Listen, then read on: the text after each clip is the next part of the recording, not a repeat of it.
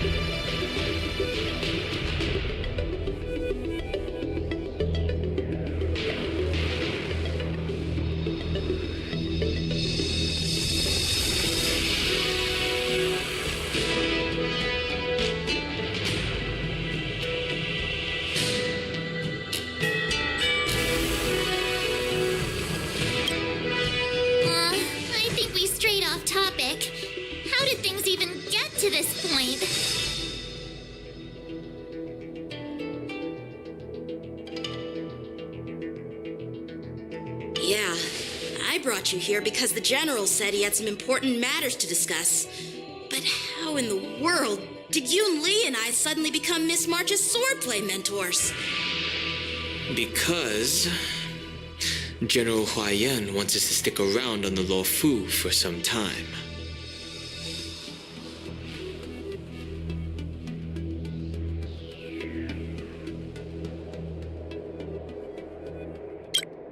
But from his point of view, we're no different from all the other tourists who may leave at any time. Since the crew's actions were mentioned in the Lo Fu's operations log were given to the Alliance, he probably wants to see firsthand if we're as capable as the report claims, or if we're just some made-up excuse to save face. And he wants to see it for himself during the war dance, which is why he even dragged Yun Li into this. What began as a simple contest between two sword masters has now evolved into you two collaborating to mentor March. Elder Huaiyan is still that tricky general who likes to give everyone a headache. My apologies. Truth be told, I invited all of you to the ceremony because I wished for you to act as my witnesses. I apologize for not disclosing this information earlier. In the coming weeks, I'll also invite all of you to a meeting with General Fei Xiao, where you may need to answer her questions and clear up any doubts she might have. So please, be prepared for the meeting.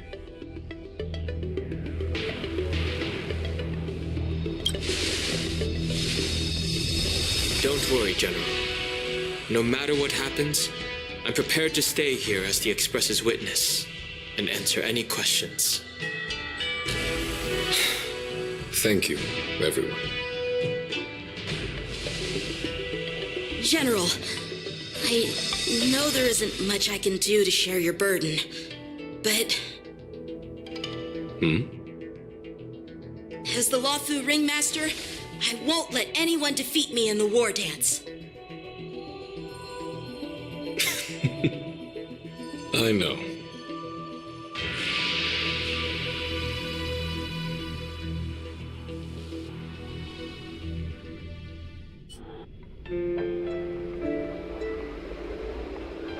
The illustrious Merlin's Claw waiting for me, and for so long, too. It's quite an honor. It's been a while, General Fei Xiao.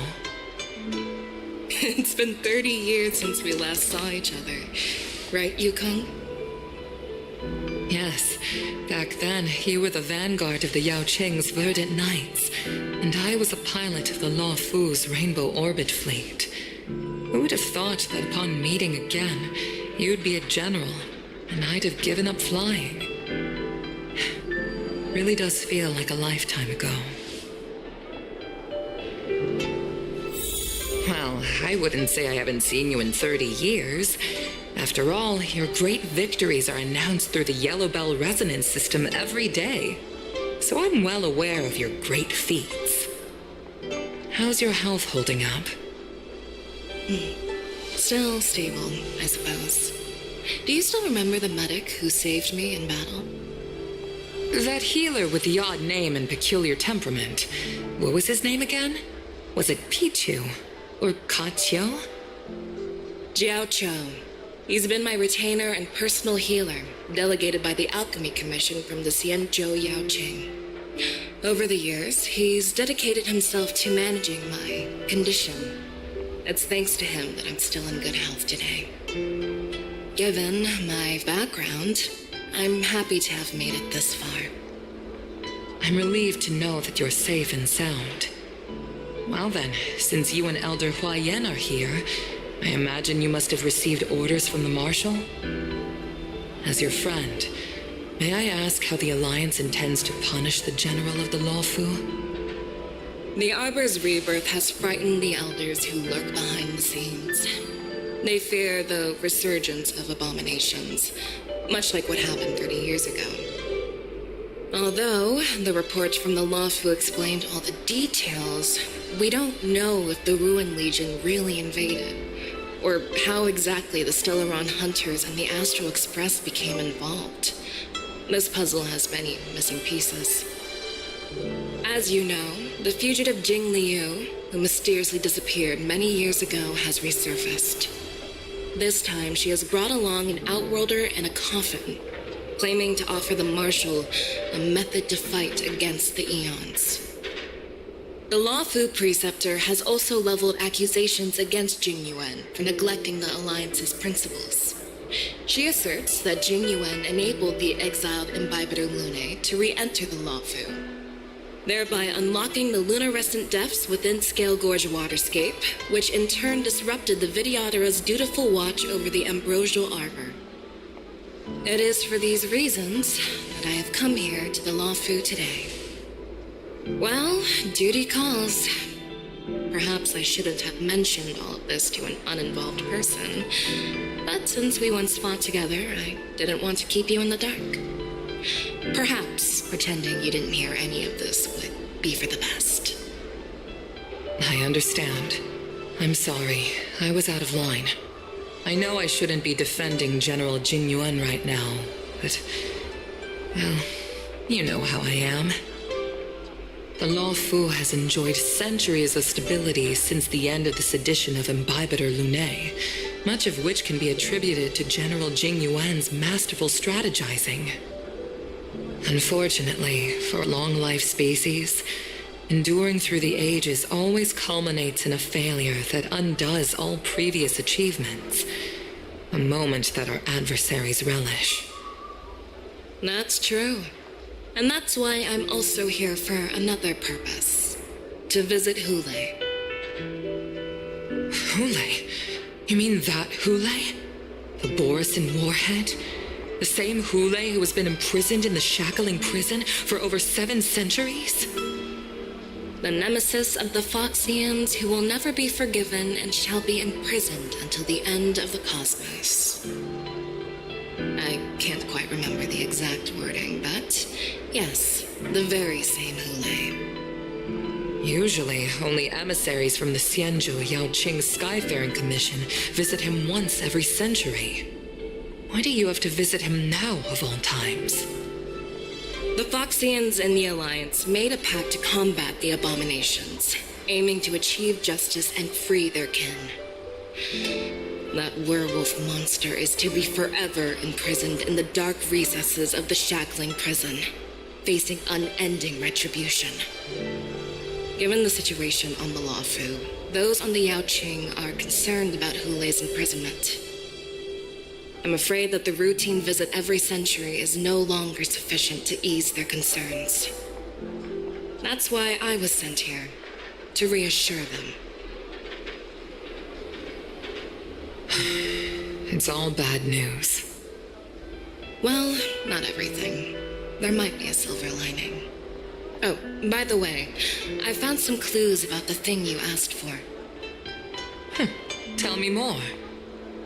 The Verdant Knights followed the route you mentioned and discovered the wreckage of the Whistling Flame ship. Unfortunately, there were no survivors and no cargo. However, someone had already been on the scene before we arrived. Our people? Or someone from the IPC? No, neither. Yukong, have you heard of a person named Ron May?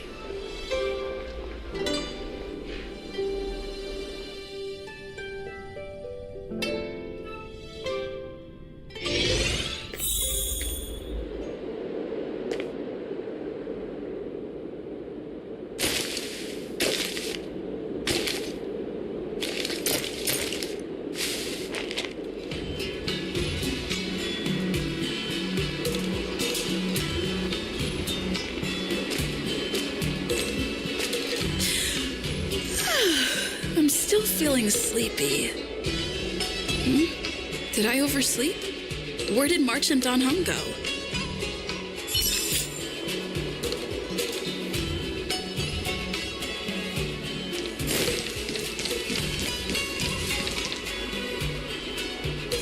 There you are.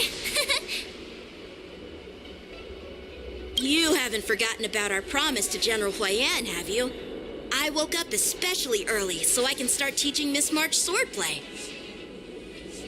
Hey, why are you blushing, Master Yanqing? This is, the first time someone has called me master. I need to, get used to it. Let me make it clear. Swordplay training is about improving your body, mind, and strength. It's not a casual game you can master overnight. I promised General Huayan that I'd teach you Cloud Knight swordplay, so you can participate in the war dance and defeat at least one opponent. I'll do my best, but if you break your master's rules... Is it too late for regrets? I'm already regretting my impulsive decision. Honestly, I'm not sure what I'll do either, because I've never been a teacher before. So, Miss March, please behave and don't skip classes. Or complain. You need to toughen up and train her properly, Master Yanqing. Don't go easy on her. You're so heartless. By the way, where's Yunli? I've found a quiet spot in the back garden of the Palace of Astrum for our first lesson together.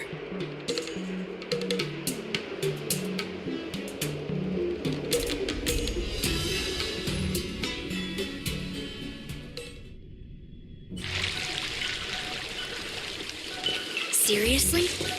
It's the first day and you two are already late? Why is everyone on the Luofu so laid back?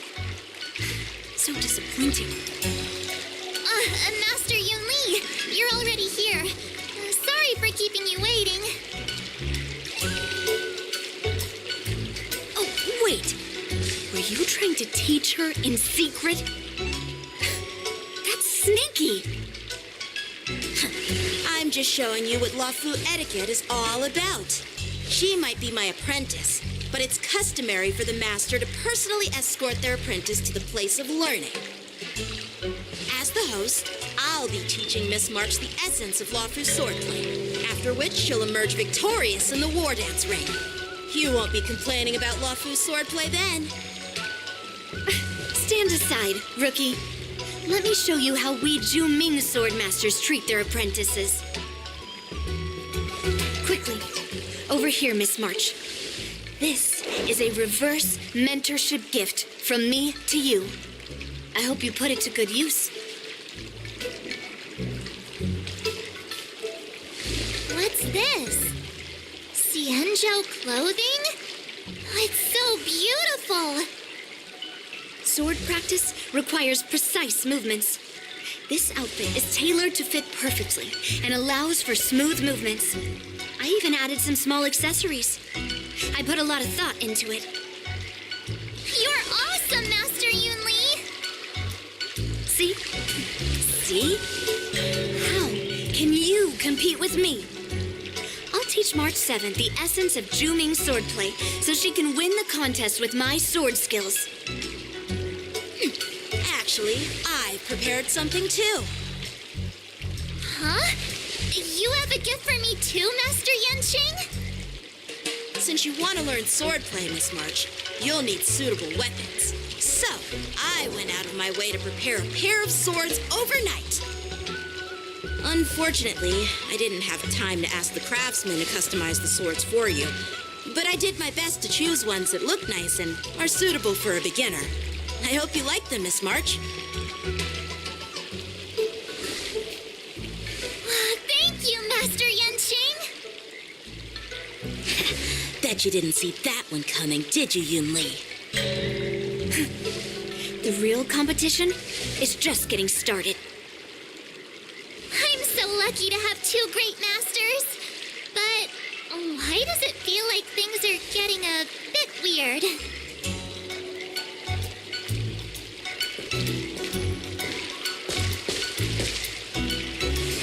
So what do you think, masters? Does this outfit suit me?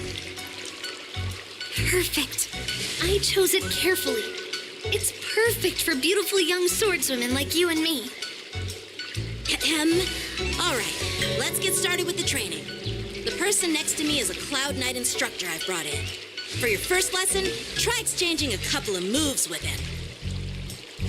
Wait. We're having actual combat training for the first lesson? Isn't that a bit too intense?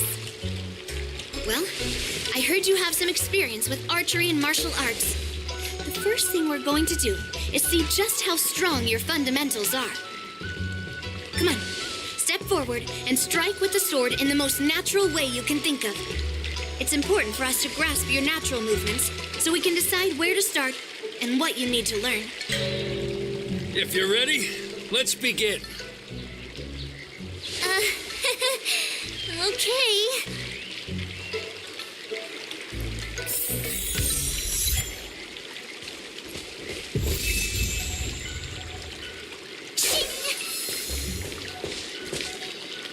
Are you ready?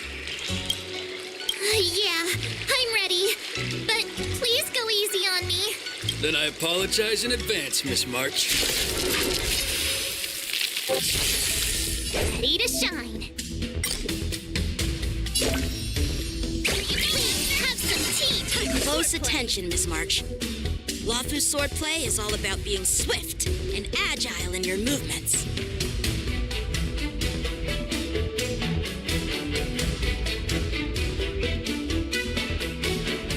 The sword is like water. It cannot remain still.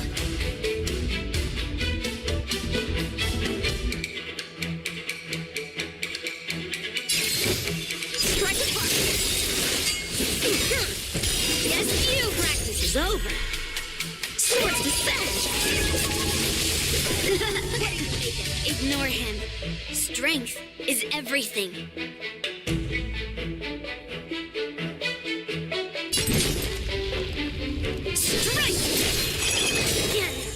Right on time. Like this? Well done.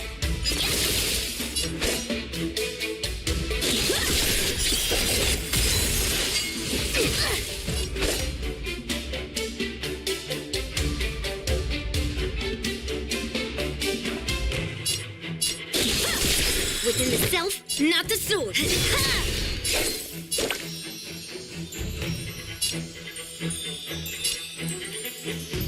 Nice job!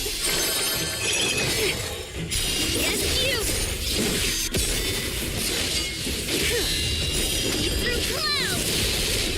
I'm starting to get the hang of it. Awesome! Slow, hard, and focused mind. Here I come! Time to show you Azure Dragon, White Tiger, less card! What's this?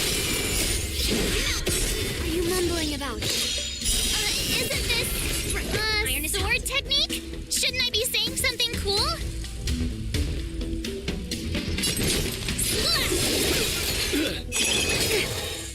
Yes, you. Time for swordplay.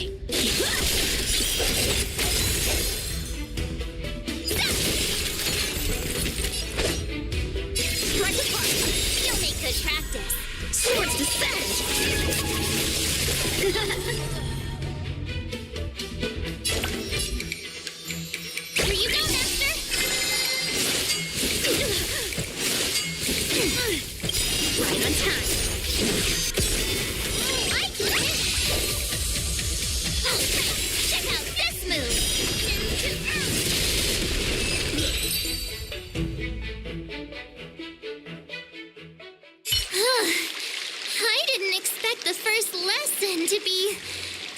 intense.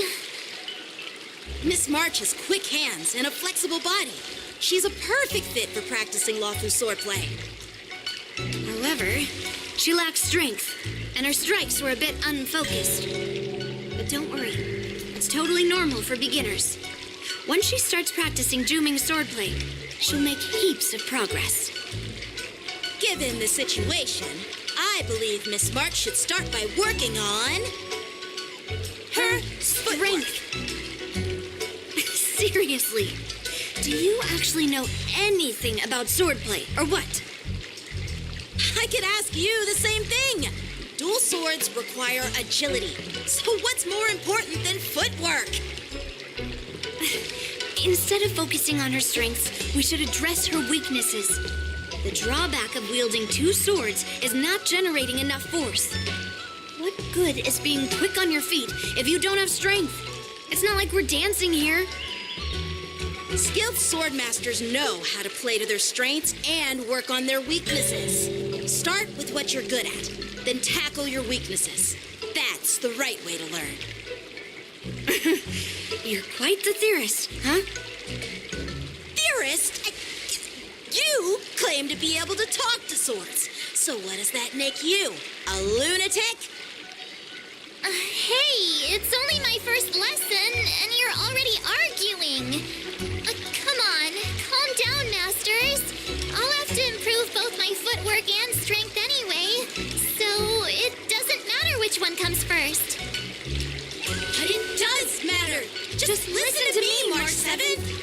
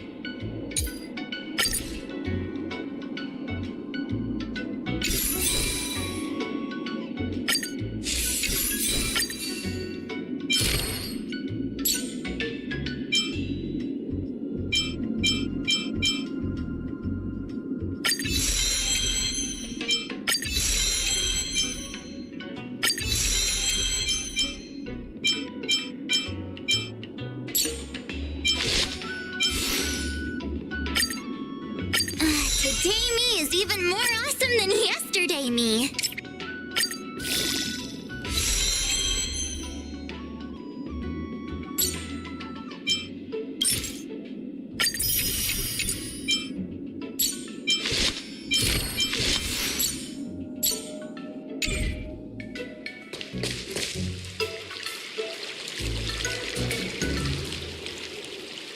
Dear Himeko, Mr. Yang, and Pom Pom, we're all good here on the Xianzhou Lafu, so no need to worry. By the way, how's your trip going?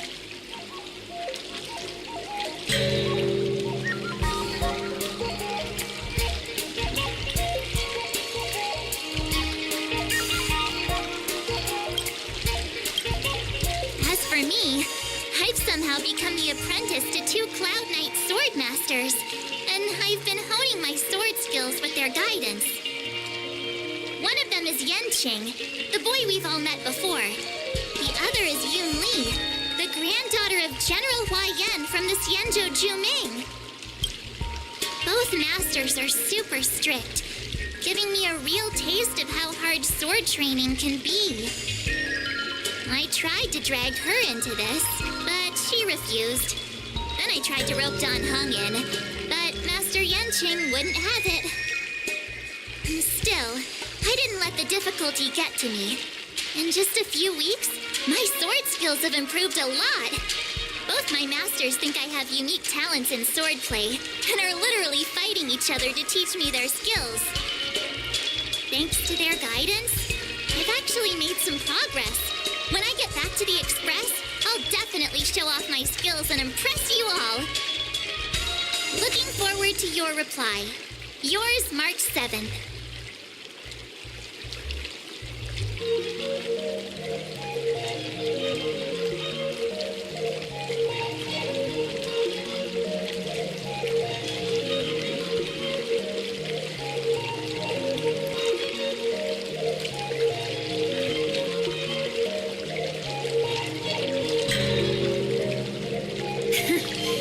Well done. Let's call it a day.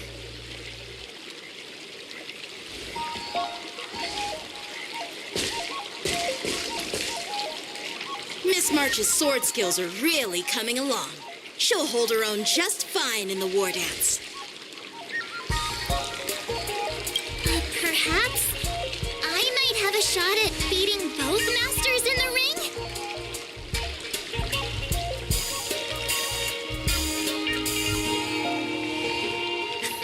Get real. You've only been practicing for a short while. How could that possibly happen? With your talent, Miss March, if you dedicate a few more decades to training, you might eventually be able to defeat Yun Li. Decades? But I'll be an old lady by then. No. Can you believe it? March 7th has actually become a pretty decent swordmaster in such a short time. Now I understand why Grandpa always had a grin on his face while training me. Are you sure he wasn't laughing at you? Oh, shut up. It's all thanks to your amazing guidance, masters. Miss March, you're really getting the hang of wielding dual swords. If you're keen on advancing, trying out different Xianzhou blades could improve your touch. Let me see. Which sword is the most powerful? Single sword? Great sword? Or maybe a flying sword? There's no such thing as the most powerful sword. It's all about the skill of the swordmaster. Yenching wields several flying swords, while I only wield one. But remember how I kicked his butt at the Alchemy Commission? First, you didn't kick my butt. Second, you'll never kick my butt. Third, how about we settle this right now and see who kicks whose butt? Yeah, I'm up for that. And if I kick your butt, you'll drop out of the war dance. Deal? Why are you two arguing again? I thought things had been improving between you lately. There was talk that the leading disciples of the Law Fu and Juming generals were supposed to face off in the war dance, but for some reason, they suddenly teamed up to train an apprentice of their own. Turns out the rumors are true.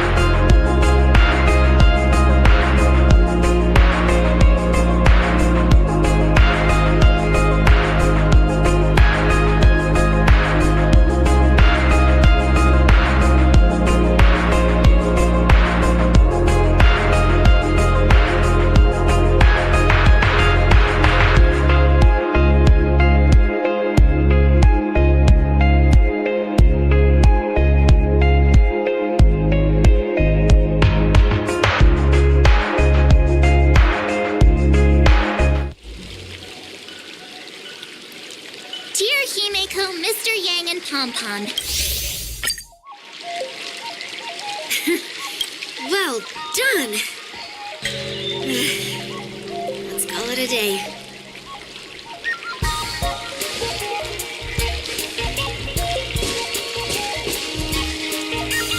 Miss March's sword skills are really coming along. She'll hold her own just fine in the war dance.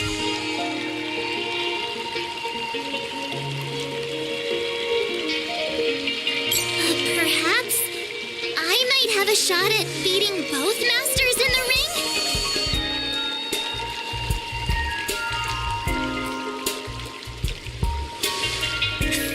Get real. You've only been practicing for a short while. How could that possibly happen? With your talent, Miss March, if you dedicate a few more decades to training, you might eventually be able to defeat Yun Li. Decades? But I'll be an old lady by then. No. Can you believe it? March 7th has actually become a pretty decent swordmaster in such a short time. Now I understand why Grandpa always had a grin on his face while training me. Are you sure he wasn't laughing at you? Oh, shut up. It's all thanks to your amazing guidance, masters. Miss March, you're really getting the hang of wielding dual swords. If you're keen on advancing, trying out different Xianzhou blades can improve your touch. Let me see. Which sword is the most powerful? Single sword? Great sword? Or maybe a flying sword? There's no such thing as the most powerful sword. It's all about the skill of the swordmaster. Yanqing wields several flying swords, while I only wield one. But remember how I kicked his butt at the Alchemy Commission? First, you didn't kick my butt. Second, you'll never kick my butt. Third, how about we settle this right now and see who kicks whose butt? Yeah, I'm up for that. And if I kick your butt, you'll drop out of the war dance. Deal? Why are you two arguing again? I thought things had been improving between you lately. There was talk that the leading disciples of the Law Fu and Juming generals were supposed to face off in the war dance, but for some reason, they suddenly teamed up to train an apprentice of their own. Turns out the rumors are true.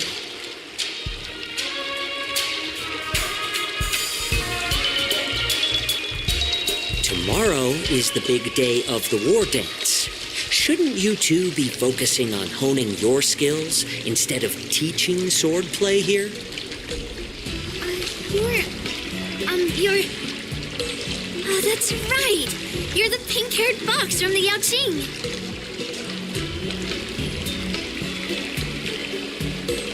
This is Mr. Jiaoqiu, the healer working for the general of the Xianzhou Yaoqing. Ah, got it. So, you're the participant attending the war dance on behalf of the Yaoqing. And you were trying to sneak a peek at our training? Sorry for the misunderstanding. I don't know anything about martial arts. I'm just here on the general's orders to take care of some official business. I didn't mean to interrupt your training. I'll be on my way. If you know nothing about martial arts, why were you smirking earlier? Well, my curiosity got the better of me, I suppose. When I heard Miss March's pondering about what to learn, I couldn't help but wander over. From my professional experience, cleavers, slicers, chopping knives, and carving knives are all just tools. Kind of like frying, sautéing, boiling, and deep frying in cooking. They're just ways for people to show off their skills.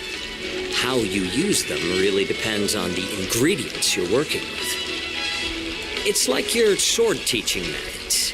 If you align your ingredient, in other words, your apprentice's natural tendencies, with the right cooking method, by which I mean the teaching method that best suits her, she'll make double the progress in half the time.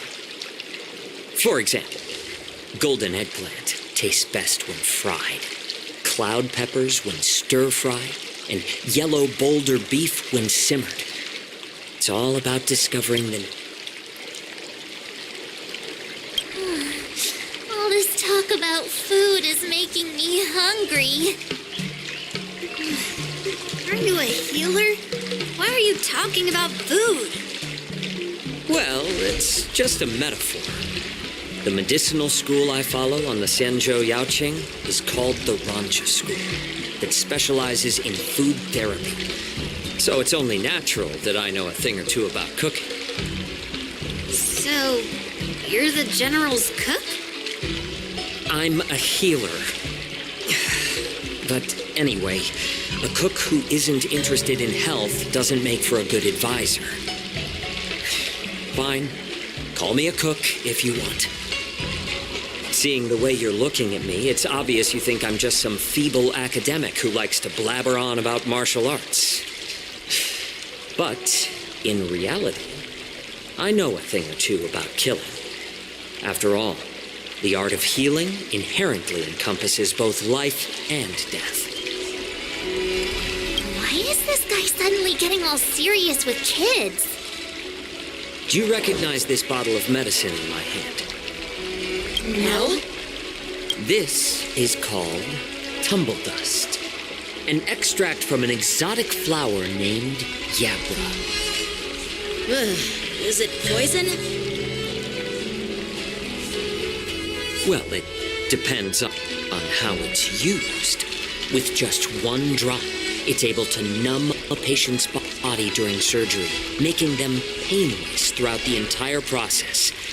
However, increase the dose or the potency, and it'll slow the metabolism, making the blood thin and resulting in the loss of all senses. Even long-life species cannot escape its effects. This thing can save lives or take them. It's more powerful than the swords in your hands. That may be so.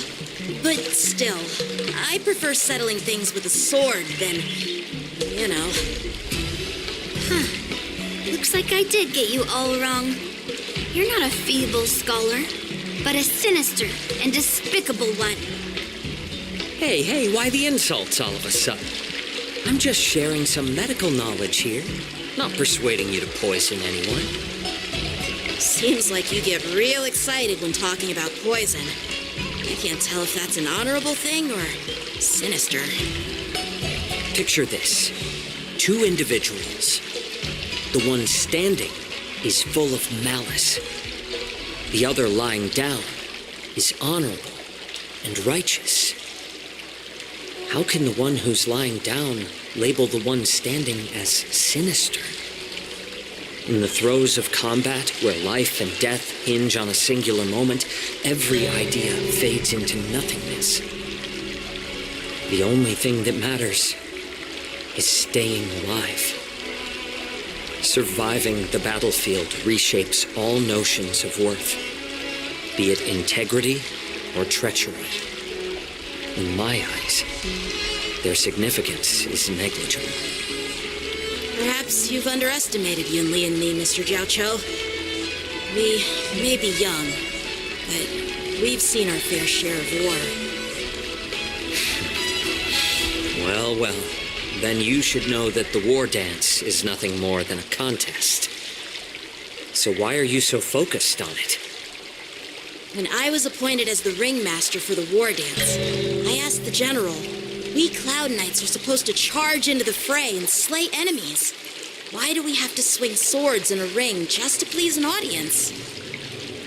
And this is how the general replied. To unsheath your sword in a ring is no different than on the battlefield, as your sword reveals the might of all Cloud Knights. The war dance is the perfect chance to showcase martial virtue, and forge alliances from all over the cosmos. When we unsheath the sword without drawing blood, we not only display our might, but also the martial virtue of the Cloud Knights. That's quite an insightful statement, Yanqing. Well, my apologies for being so short-sighted. I've been on the Luofu for quite some time, but I haven't had the chance to see the ceremony venue for myself yet. Hearing you speak so highly of it has piqued my curiosity. Would you mind showing me around? Want to see the Sky Splitter ship where the war dance will be held? Let's go! I bet Yun Li and Miss March haven't seen it either, right? Well then, I'll give you all a tour.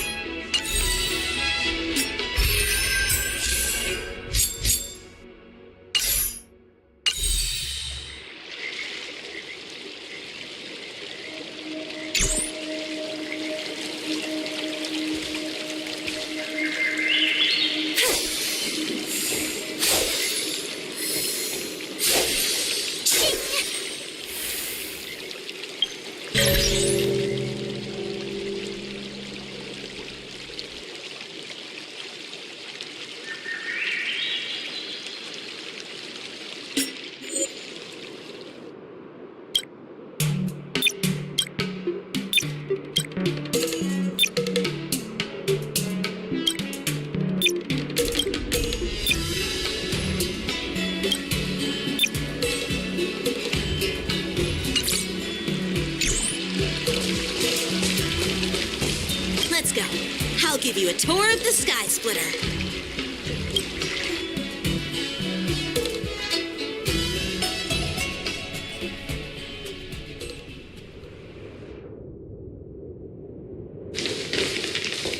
Looks like a lot of other visitors have also come to catch a glimpse of the Sky Splitter.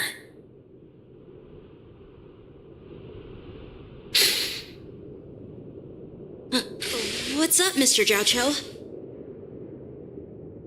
No, it's nothing.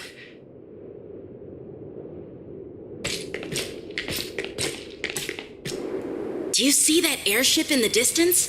That's the Sky Splitter, the venue for the war dance ceremony. It doesn't look all that impressive from this distance. The Sky Splitter is actually a decommissioned Luofu military vessel. People aren't allowed on board until the war dance officially commences.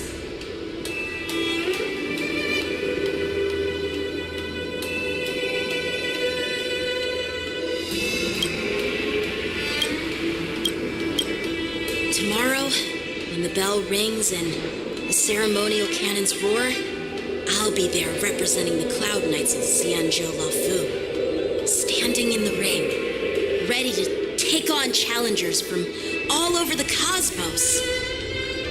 Since I was a kid, I've been training in swordplay and the art of war under the general. Every day, I'd swing my sword 10,000 times, and then thrust it 10,000 times, repeating the process over and over. I understand that I'm not like other kids. I never envied the toys and freedom they all had. I never found sword practice boring or hard. Even in the thick of battle, facing down savage abominations, I never felt scared. Each day, I could feel myself getting stronger and stronger, and I racked up countless victories. It's the best feeling in the world.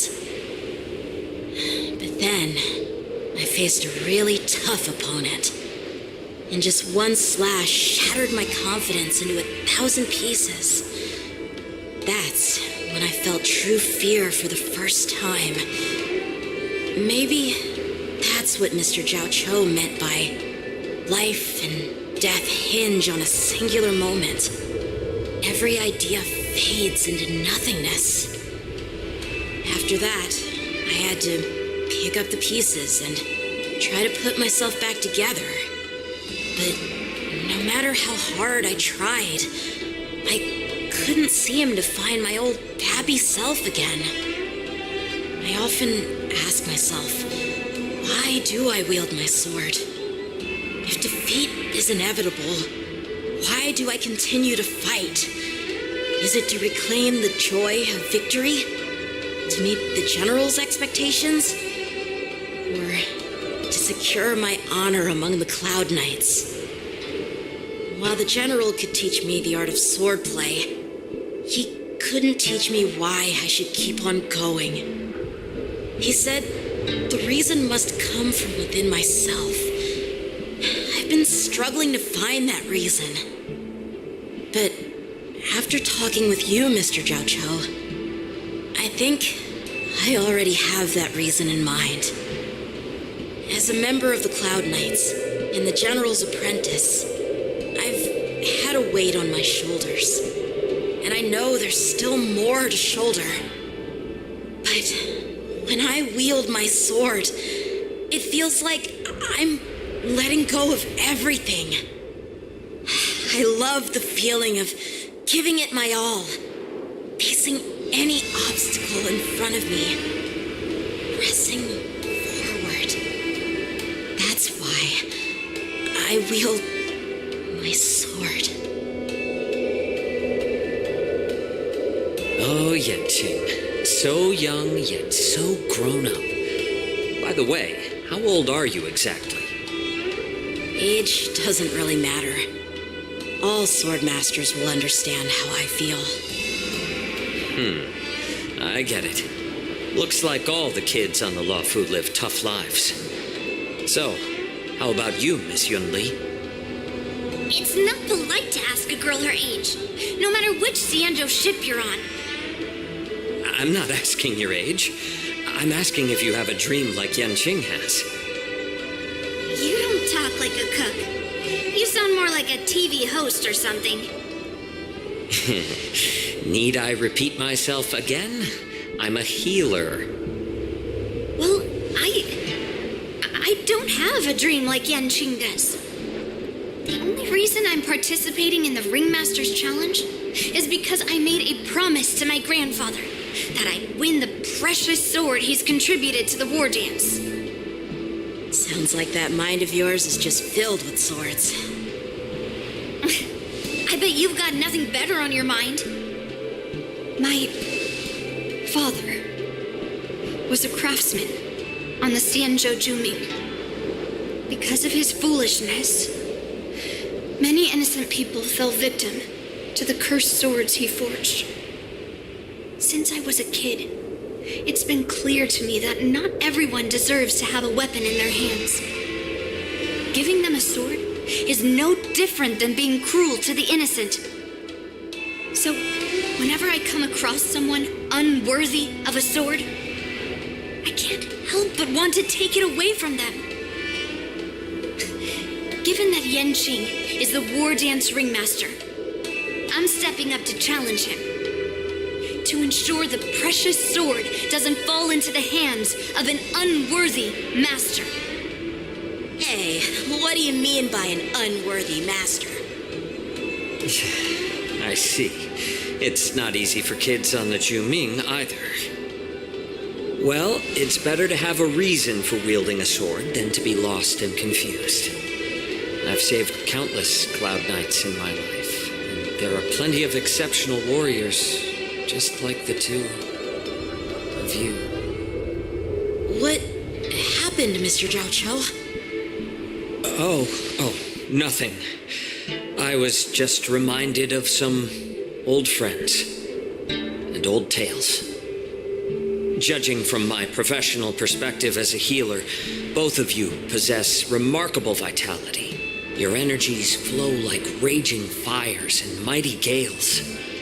The upcoming fight will definitely be impressive. Well, we've seen the Sky Splitter and toured the Stargazer Navalia. I guess it's time to say goodbye for now. What? You're leaving already? But you haven't asked me about my dreams. I've been working hard too, you know. It's getting late, Miss March. Unlike you lot, I'm a grown-up bound by responsibilities and duties. The tasks entrusted to me by the General won't complete themselves. By the way, Yenqing, is it normal to have so many people wandering around in an automated area like the Stargazer Navalia? Actually, this is a restricted area. But since you're all guests, I made an exception, so you can take a look around. I understand. Well, I'll take my leave. I wish you both the best of luck in the ring tomorrow.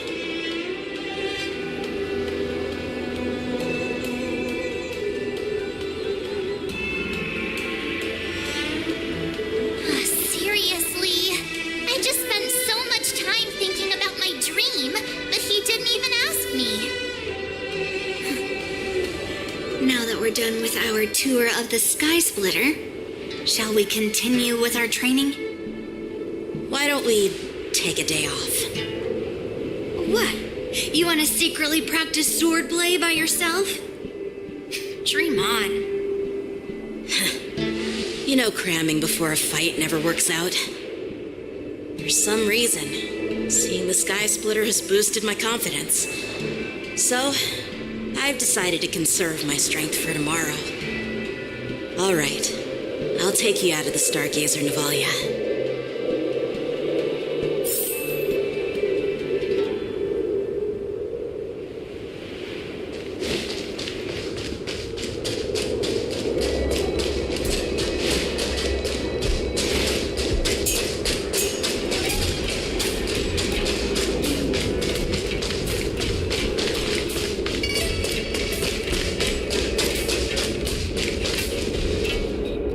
Just shut up, Red Fang.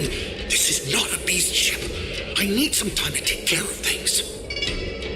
You willingly donned the skin of a lowly beast to join this mission, dedicating yourself to our glorious cause. And now you're telling me you can't handle it? Do you realize how many ships we need? I'm doing my best, all right? It takes time to figure all this out. When the guns go off tomorrow, all eyes will be on it. That'll be our only chance. How's that? Who's there?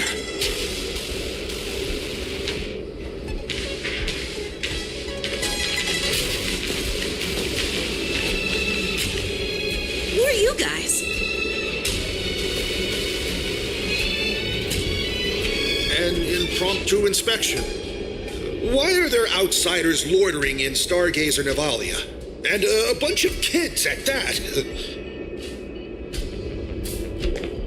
Hey, kids, didn't your parents ever tell you to stay away from the Stargazer Navalia? I know it's an automated facility, but it doesn't mean you can just break in and do what you want.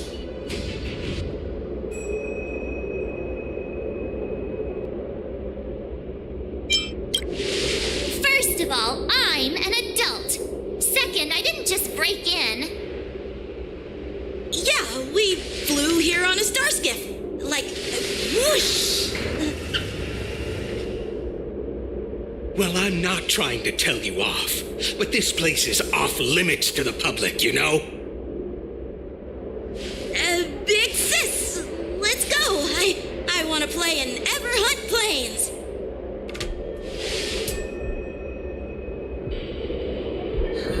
Ever hunt planes? Yeah, sure. Big Sis will take you there.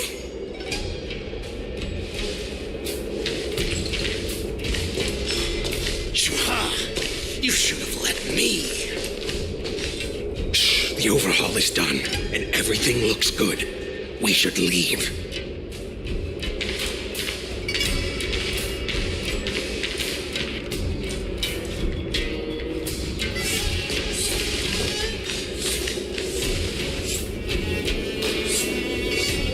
Could you repeat what you just said, Yenching? What did I say? Big sis, let's go. I want to play in Everhorn Plains. Come on. Can't you read the room? Something is definitely off about the 3 people we just met. Yeah, anyone could see that. I just wanted to hear you say it again. That pink-haired fox tried to say something. I'm pretty sure he sensed something fishy. Since he's not familiar with this place, he just dropped us a hint.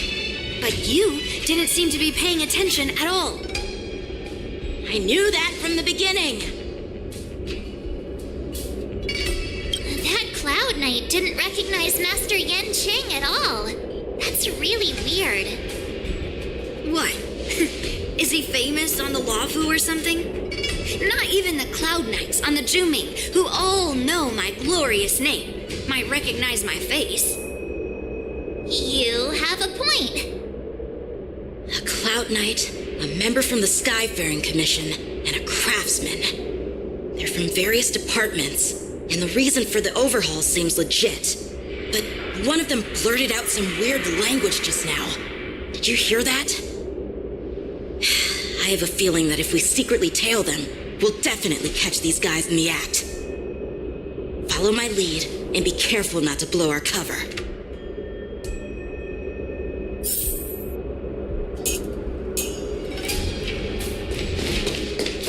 Never mind who they are.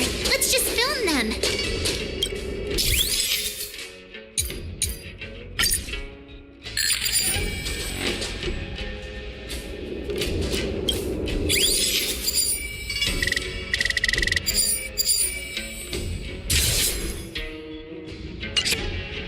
We should have just killed those lowly beasts. Those little brats won't take up much space. There are boxes all over this place. Just dump them into one and no one will notice. Cut the theatrics, Grulok. Even the slightest slip-up could interfere with Lord Moktok's plans. So where are we heading next? To check the freight skiffs. We've got a lot of preparations to do. Also, don't forget to take those crates with you. Weapons, supplies. We've got to be well prepared. Otherwise, we're screwed. So, are they smugglers? What exactly are they up to? I have no clue, but they seem to be moving those crates. I've got an idea. We can hide inside the crates and follow them.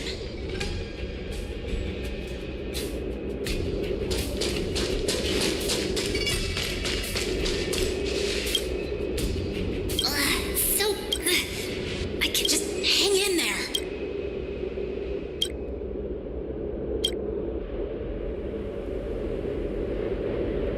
Let's just put the cargo here for now, all right? Then we'll move on to inspect the ships. Lord Moktok said that as soon as we're done, we're to board the freight skiff and leave this place. Don't worry, I've changed the shipping schedule. You two, come with me. Is it just me? I keep smelling that stench of lowly beasts everywhere we go. Don't be so paranoid. Looks like they're planning to escape on the skiffs in Stargazer Navalia. They keep talking about their plans, but where do they come from? And what do they want to do on the Xianzhou? They're definitely up to something bad. Wait, they disappeared.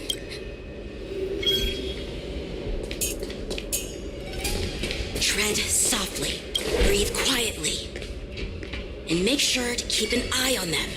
Hide out of sight as soon as there's any sign of activity.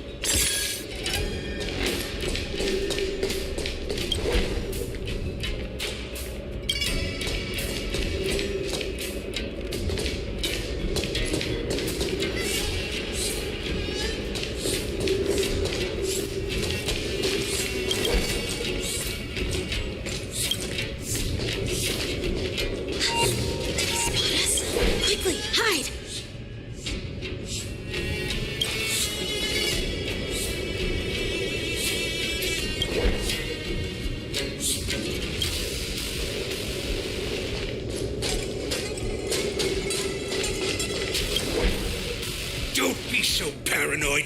We're running out of time. Get over here! Shuhart, I'm coming!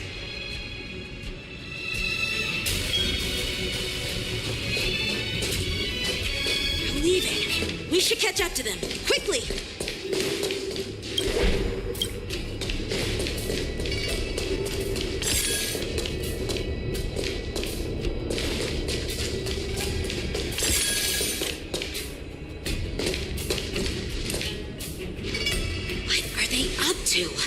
They're all wearing official uniforms, but I'm pretty sure they're not members of the Skyfaring Commission, the Artisanship Commission, or the Cloud Knights. This is way too suspicious. Never mind who they are. Let's just film them. That way, if they do anything bad, we'll have solid evidence against them.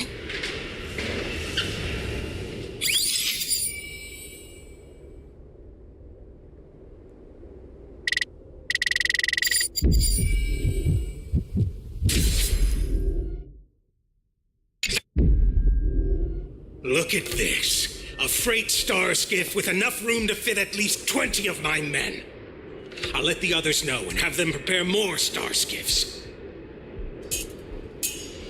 Once we're past the checkpoint, there will be beast ships waiting for us. Lord Moktok is ready. The revival of our ancient bloodline all hinges on this operation. What did he just say? Beast ships?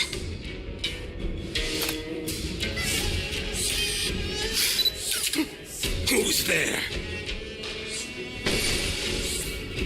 It's those brats! I told you to get rid of them, but you didn't listen, you idiot!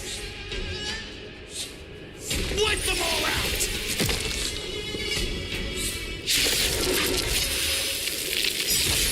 Force, I could take 10 of you! Do something! Die, you lowly beasts!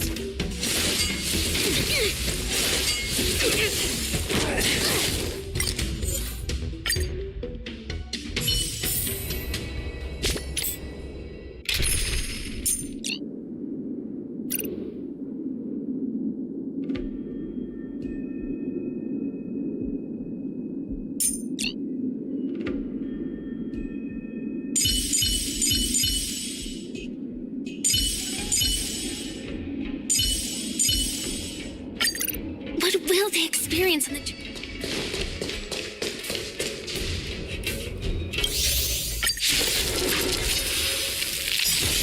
Force it, need a shot! Do something!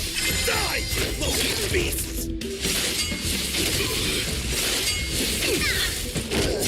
Familiar. I'm so everything! Burn to ashes!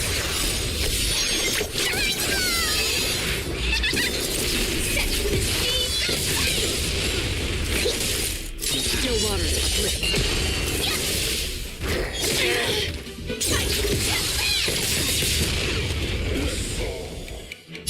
I weep for the departed.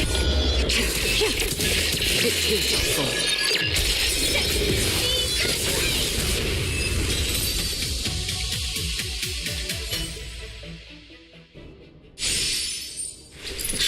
How is this possible?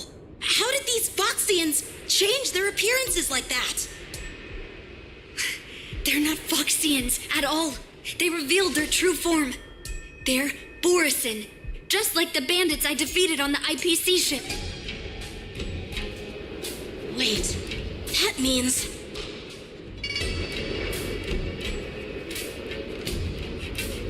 Well, how did the Borisin manage to infiltrate the Ciencho? It's not just a simple disguise of wearing our clothing and shaving their whiskers. They're somehow able to alter their appearance to be indistinguishable from Foxians. They even have official IDs for the Skyfaring Commission, the Artisanship Commission, and even the Cloud Knights? Let me check this fake Cloud Knight's tag. Maybe it'll give us some clues. Lujun, an officer of the Patrol Defense Squad? Wait! What's the matter? I encountered a patrol officer named Lujun before. It was a few weeks ago, when we were transporting the Borison prisoners. They can forge official identities and move around the Xianzhou without raising suspicion. Oh no, this is bad. Even worse. If you find one cockroach on the Express, it usually means... There are more Borison hiding on the Xianzhou. I bet their plan is much bigger than just stealing information. We've got to report this to the Seat of Divine Foresight.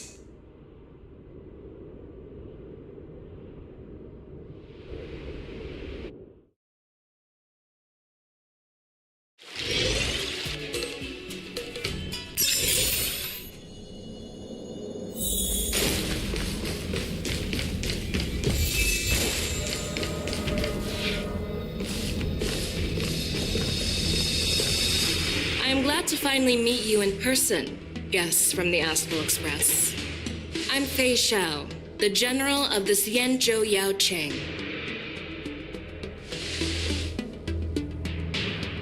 Let me introduce our guest to you. The one dressed in green. He's the reincarnation of Imbibitor Lune, and the person behind him is the newest member of the crew. I've heard a lot about you. Outside the reports from the Law Fu, the Skyfaring Commission of the Yaoqing has also gathered plenty of information about both of you. I've been eager to meet you face to face for reasons that I'm sure General Jing Yuan has explained, right?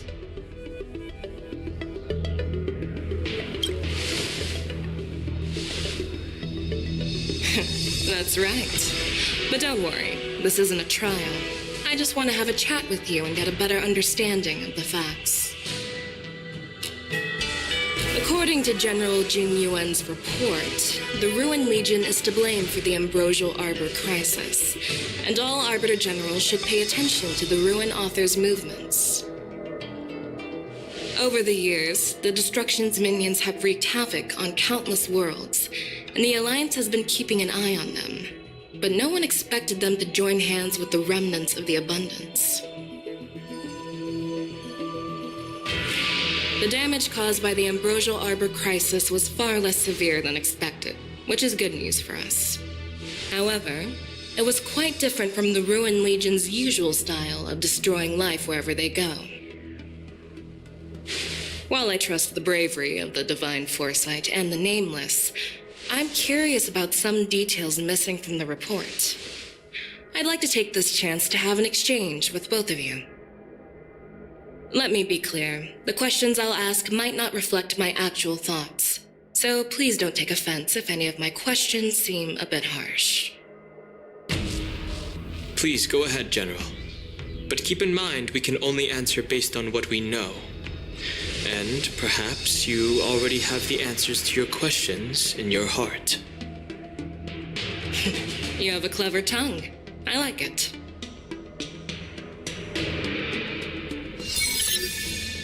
So Merlin's claw is quite articulate. Right now, her intentions are unknown, and Jing Yuan wants us to be honest. Maybe I'll just stick to the facts we know. Let's cut to the chase. Before the crisis struck, the Astral Express was guided here by a Stellaron hunter, a wanted felon, in an attempt to resolve the Stellaron crisis. However, everyone in the cosmos knows of the Stellaron hunter's reputation. So, why did you place so much trust in them? Could it be that some of you have a connection with them?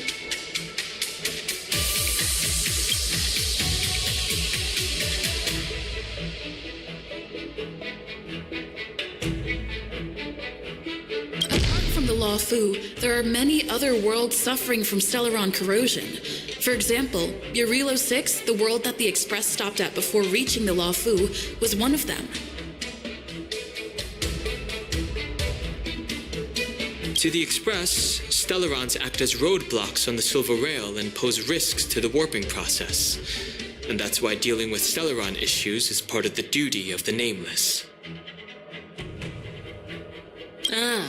I've heard about those problems caused by Stellarons. The Express connects various worlds, so it makes sense for you to take care of this. The cosmos is a mess, and the Trailblazers are just doing their best to fix it. I understand. Let's move on to the next question. The report suggests that Don Shu, the master of the disciples of Sanctus Medicus, colluded with the Lord Ravager and used the power of the Stellaron to resurrect the Ambrosial Arbor. But here's the thing. Don Shu was just a chief alchemist. Even if she colluded with our enemies and summoned the Stellaron, how did she manage to bypass the Videodora guards around the Ambrosial Arbor?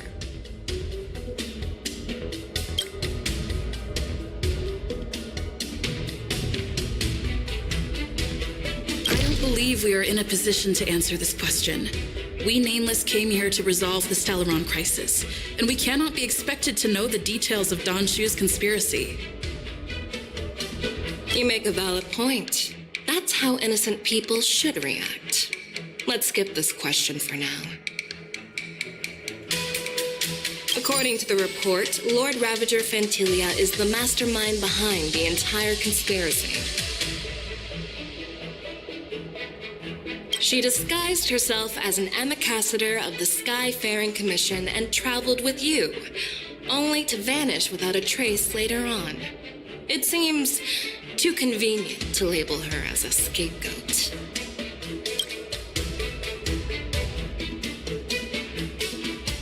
Back then, we were working with Diviner Fu, and she also witnessed Fantilia's true form. You're not going to doubt one of your own people, are you? Of course not. We can trust the testimony of Master Diviner Fu Xuan. However, even if she saw it with her own eyes, we can't completely rule out the possibility that she might have been deceived. After all, it's suspicious how the culprit just bizarrely vanished.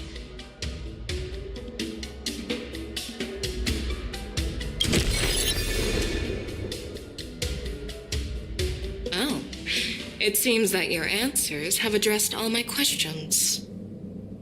Generals, I am finished with my questioning. So, what do you think, General Fei Shao? Have the doubts in the report been cleared up? The two Nameless have been honest in their answers. Even though there are some tricky details, my intuition tells me there is nothing wrong. However, the 3 questions I posed earlier were not just for the Nameless, but for you too, General Jing Yuan. First, the disciples of Sanctus Medicus grew uninterrupted on the Law Fu, yet the 6 charioteers were not aware of it. That was a dereliction of duty. Second, you believed in the Stellaron Hunter's prophecy and entrusted outsiders to solve the crisis, even granting them access to the Plague Mark. That was a dereliction of responsibility. Third, you insist on holding the war dance right after the Ambrosial Arbor crisis, putting the Lawfu back in the spotlight.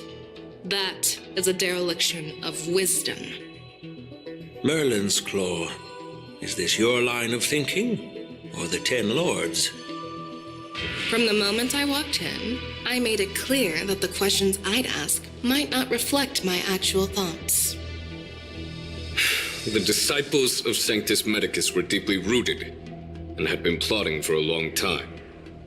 I admit it was my negligence for not noticing it earlier. As for the Stellaron Hunter's prophecy, I didn't believe all of it, but in the end, the Law Fu did survive the Ambrosial Arbor crisis. So, I think it's safe to say that Elio's prophecy about the future holds some merit. And as for the war dance, do you think I'm unaware of the risks? However, risks can also be opportunities. The Law Fu has lain low for too long. I believe it's time to stir up the dregs hidden in the depths and wash them away once and for all. Just as I expected from our sophisticated divine foresight. You have a way with words. I like it. But, unfortunately, ever since the report was submitted, the Alliance has been filled with rumors and speculation. Even within the Lawfu, there are people accusing you of neglecting your duties, resulting in the Ambrosial Arbor's resurrection. So what are your thoughts on all of this, General Fei Shao? As a fellow Arbiter General, I fully understand the difficulties of this position. Personally, I think all these rumors are meaningless drivel. Across the sea of stars, the divine foresight knows better than anyone else what happened on the Lawfu and the meaning behind it. Just as what happened on the Xianzhou Yaoqing recently. You mean the Xianzhou Yaoqing is also... The scouts of the Verdant Knights have sent back reports that Borisin are making trouble again. The Borisin packs that were once divided and scattered have started swallowing each other up, forming larger and larger packs. Moreover, there's an entity named Mongoose behind it all. An entity? According to the report, this entity isn't actually a Borisin. It's a woman claiming to be the messenger of the Master of Immortality. She's described as having 12 faces and 12 pairs of fangs, as cruel as poison and as elusive as quicksand. The Borisin believe she'll give them a chance to rise again. That's Ventilia. That's right. You're lucky that I'm the one who came this time. If it were the Patina Justice or the Seer Strategist, this conversation might not be so friendly. I've always had faith in my instincts, so I don't doubt your good intentions.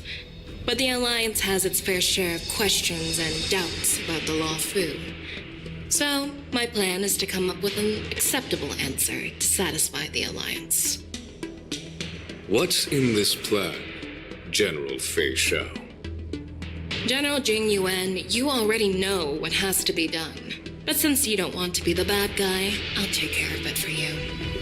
You need the final word from the Ten Lords Commission to quell any doubts. And for that, I'll have to ask the two Nameless to visit the shackling prison. No, I'm not imprisoning you. While you're there, I'll ask a judge in the Ten Lords Commission's Interrogation Division to record a detailed testimony with the karmic mirror from both of you. We'll fill in the gaps that weren't covered in the report and silence any protests within the Alliance.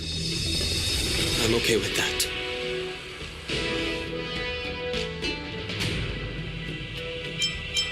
Worried that I might go back on my word and keep you in the shackling prison? Relax. If I wanted to do that, you'd already be behind bars. Once you're done with your testimony, you're free to come and go as you please. Then, as the Merlin's Claw requests... Oh, there's one more thing. This testimony is for silencing the voices of opposition within the Alliance, but I would like to urge General Jing Yuan to listen to the pleas of the Foxians on the Xianzhou Yaoqing.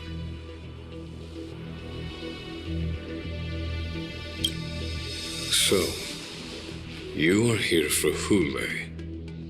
Exactly. Hule is locked up in the Lawfu's shackling prison. Since he is the broodlord of the Borisin, I want to transfer him onto the Xianzhou Yaoqing and imprison him there. The recent movements of the Borisin suggest they're planning something big, so we must act preemptively. It makes sense to have the Foxians keep an eye on their arch-nemesis. Since you trust my judgment, I'll repay that trust. What do you think about all this, General Huayan? I was worried this would turn into a heated argument, but it seems like both of you are on the same page, solving each other's problems. I couldn't have asked for a better outcome.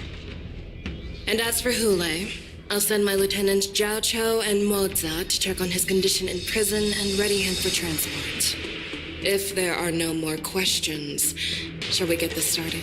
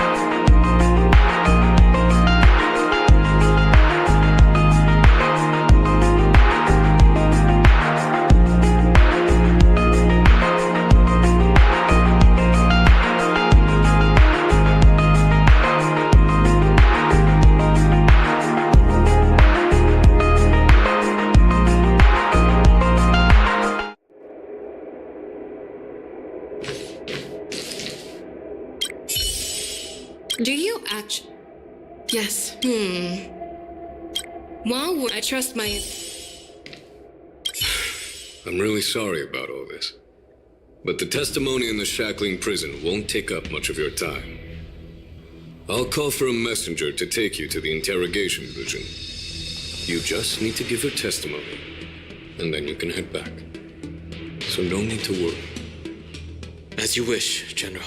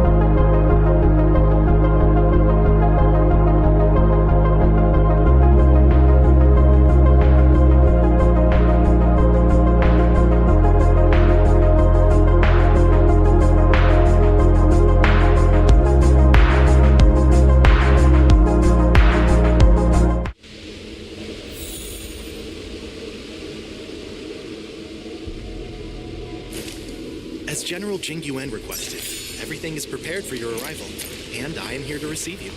The judges at the Interrogation Division also know your purpose in coming.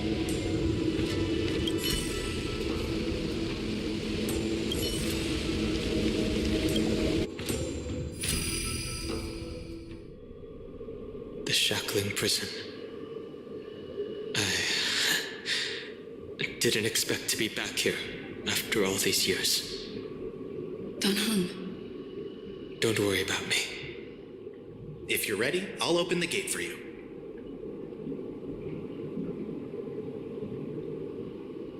This is one of many entrances used for temporary access.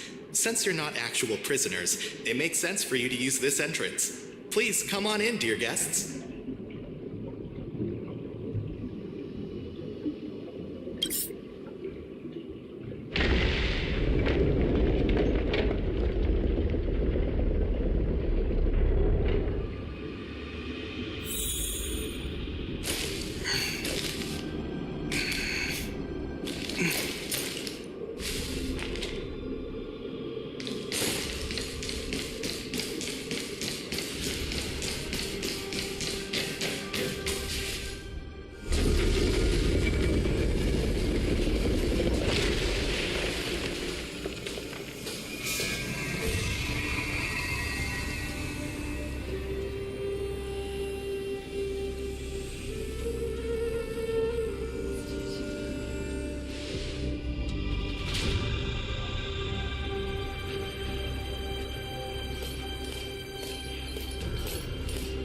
What are you looking at? The shackling prison on the Luofu is completely different from the one on the Yaoqing. It's completely underwater. Whether it's in the clouds or underwater, breaking free would still be a piece of cake for me. Still thinking about your old jailbreak tricks, huh? Forget it. You're free now. Just don't do anything stupid, or the judges will throw you back in there and lock you up for a few hundred years. You'll see me again in just a few days. Taking Hule back to the Yaoqing means a lot to the Foxians on the ship and to the General herself. So stay alert.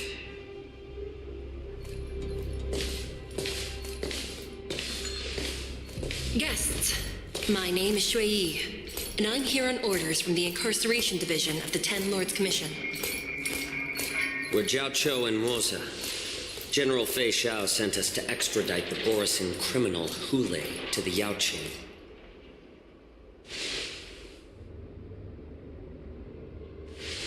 We're here to inspect the conditions of his imprisonment and make preparations for the handover and transportation. I assume you've been briefed, Your Honor. Your visit request has been approved. I'll be your guide for this trip. Prisoner Hule, the warhead and brood lord of the Boris and Abominations of Abundance and the arch-nemesis of the Foxians, is responsible for 2,123 wars of aggression and countless associated crimes. Due to his heinous acts, he has been imprisoned in the depths of the shackling prison and subjected to the punishment of the Forest of Swords until the end of time. He shall never be pardoned. No need to repeat his crimes and sentence, Your Honor. He is the greatest enemy of us Foxians. The stories of his atrocities are used to terrify our children. I'm well aware of every crime he's committed. Let's move on to the next step. When it comes to visiting criminals, there are rules in place to ensure your safety. I know you've heard legends about Hule since you were children, but your knowledge about him is likely very limited. Only the judges of the 10 Lords Commission truly know what kind of abomination is locked up at the bottom of the shackling prison. It has been centuries since Jing Liu, the former sword champion of the Luofu, captured Hule. And during all those years, we never provided him with any food. Yet he somehow managed to stay alive. It defies all the documented physical characteristics of the Borison. The Forest of Swords, forged by the Punishment Division, is a device of intense torment, used to execute sinful abominations. Most Borison die within 3 days in the forest, but Hule is different. Every time the blades pierce him, his body instantly heals. Despite the brutal punishment, he somehow manages to survive. The complex rules are there because of his abnormal characteristics. Do you understand now? I apologize for any offense caused. Please continue, Your Honor. I've given you the instructions regarding Hule's visitation. Please make sure you read them carefully.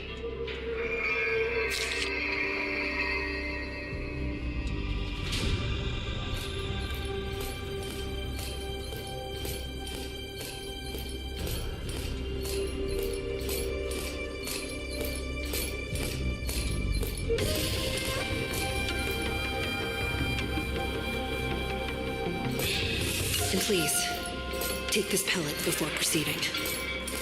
No, I'm not taking random medicine. Then you won't be allowed to visit Hule.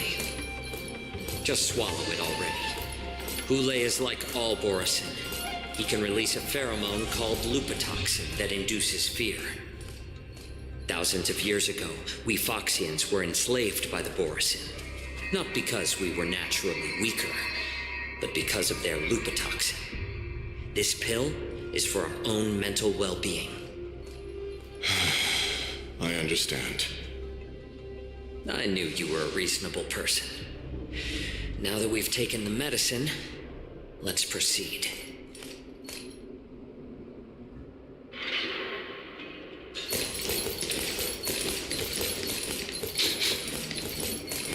Your Honor. What is it?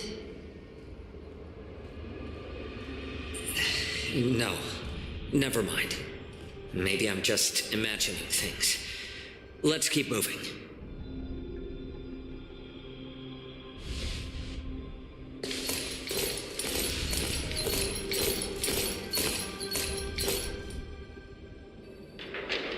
Here we are. Her Honor hasn't arrived yet. Please wait a moment.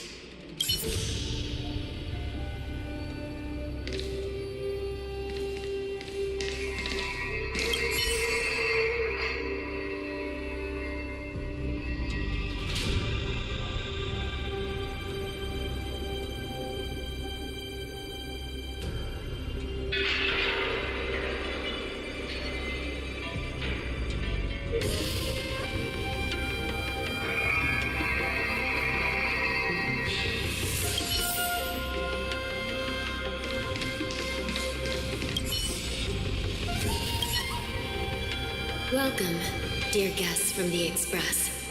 Judge Hanya of the Interrogation Division. We've met before. Glad to meet you again. Please allow me to express my gratitude to you again for subduing the demons in the Fixstral Garden. Looks like while March 7th and I were clueless, you already made many friends on the Shenzhou Luofu.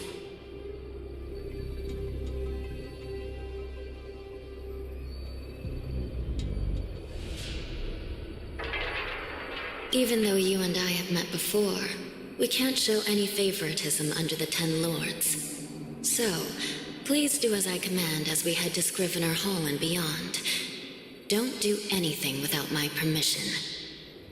This is not a place for ordinary mortals. You and Mr. Dunham, please come with me. Please lead the way, Your Honor. Please let me activate the mechanism before we all move forward. And please, watch your steps.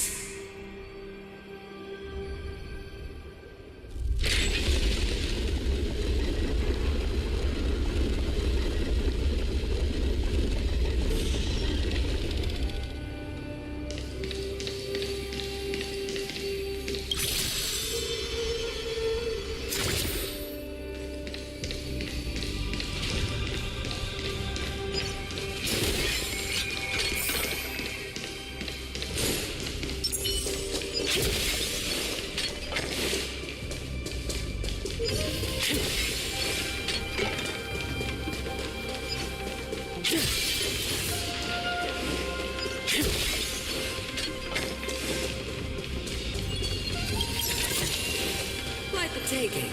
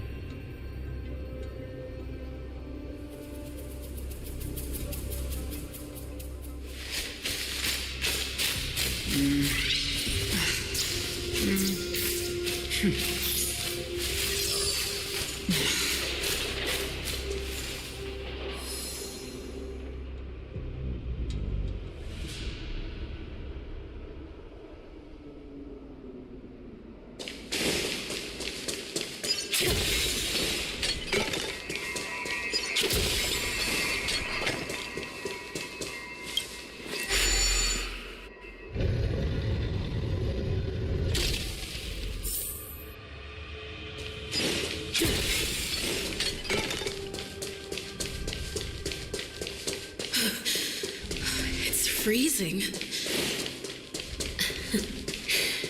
This place is filled with the cold air from the northern peak of the polar delve. Even the toughest long-life species would have a hard time enduring this. Did you hear something just now? Let me check it out. Ugh, what an eyesore. This place is packed with boxes and crates. These crates, they look oddly familiar. A few days ago, the Spiritfarers received reports about an IBC transport ship that was attacked by Borison. Then, a bunch of those abominations were dumped into this place. I had a feeling there would be trouble during the war dance. But throwing both the pirates and the cargo in jail? That's a new one.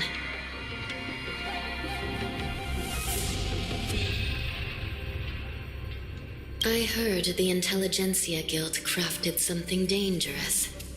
We have many records in the Hall of Karma about these wise ones. They love to tinker with forbidden technologies, always trying to push the limits of Ingenia. I caught a glimpse of the mechs in those crates, and they bear a striking resemblance to Borison. I wonder what they're planning this time. Well, business first. Let's keep moving.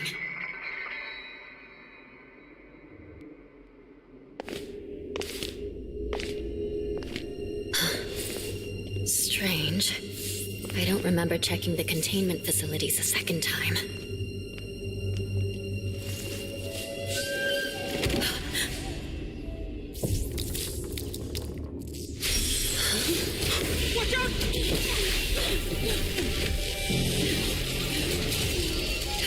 Emergency! All wardens prepare for action! Emergency! All wardens prepare for action!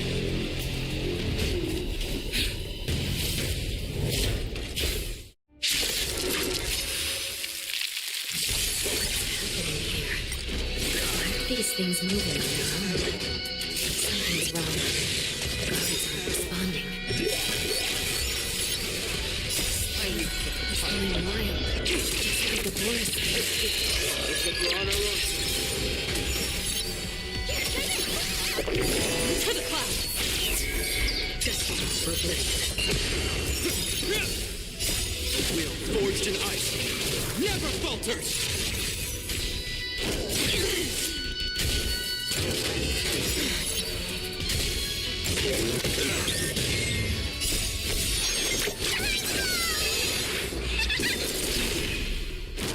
Heal. Gale force! Still waters of uplift. Bolt!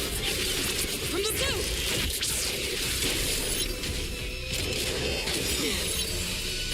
I weep for the departed. It is a fall.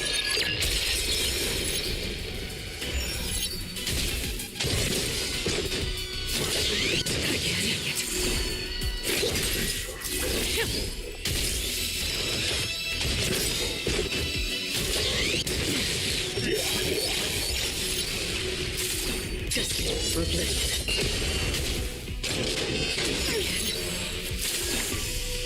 The wheel forged in ice never falters! Is that all? Don't worry, it's just a scrape. Spirit never dies. To the clouds!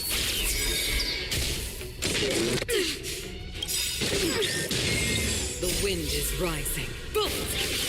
From the blue! Free will, or was it the still waters of uplift?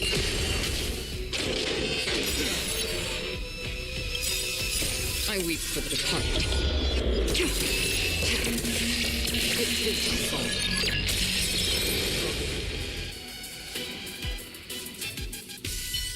But how is this even possible? The Spiritfarers follow the protocols, cutting off power to the mechs and sealing the crates. How could these mechs still start moving? It's just like what happened in the Artisanship Commission before. These goods went haywire and attacked everyone in sight. The Alchemy Commission members examined them and found some unusual structures within. These things showing up in the shackling prison can only mean one thing. A prison break.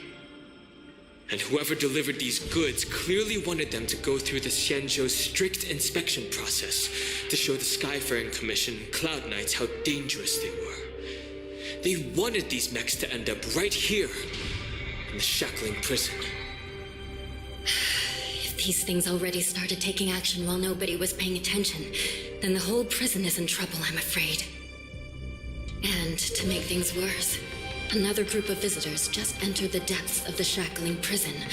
The messengers from the Xianzhou Yaoqing. And the prisoner they came to visit might be the target whom these wolf-shaped mechs were delivered here for. If that vicious beast manages to break free, it will be a catastrophe for the Xianzhou Luofu.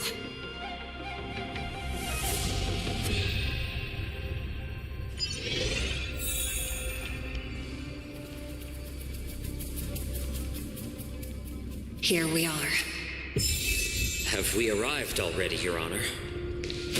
Shouldn't there be a cage here? The most notorious felons are locked away in solitary delves, deep down in the prison. Those delves can't be opened without proper authorization. The blue bird paves the path, and the Stygian lanterns illuminate it. Help me light up these lanterns, and the way to the bottom of the shackling prison will reveal itself.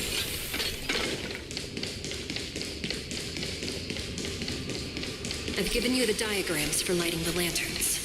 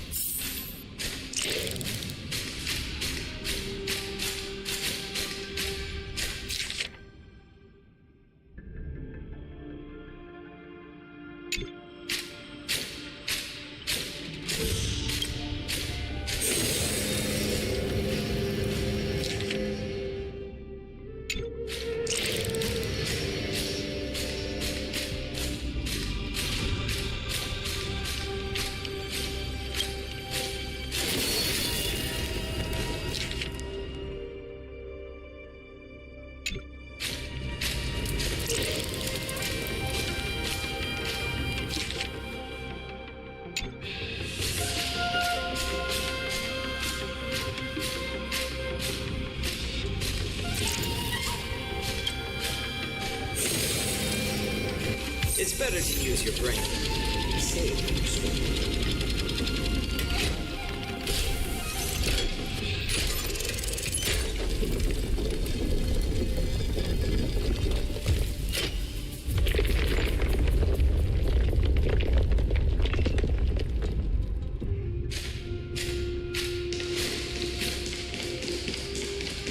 The path is open. Once we descend to the bottom of the prison, please do not do anything reckless.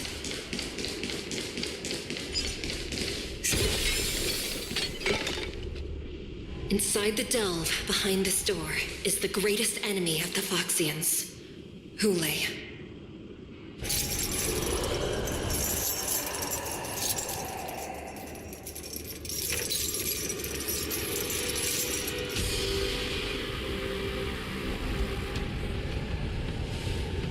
According to custom, envoys from the Yao Qing visit the Xianzhou La Fu once every century to check on this abomination's imprisonment and condition. Even though the Ten Lords Commission sentenced Hule to the Forest of Swords, suffering every day for the rest of his life, I understand that the Yao Qing messengers want to see him dead. Unfortunately, for the past 7 centuries, they've had to return disappointed, because this beast simply can't be killed. If we can use his toxin to create medicine and save an innocent life, it might help balance out some of the sins he's committed.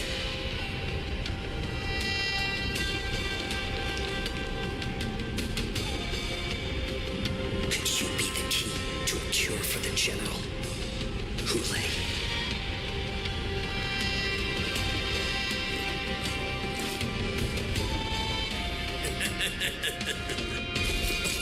And once again, the envoys of the Yao Qing will leave disappointed.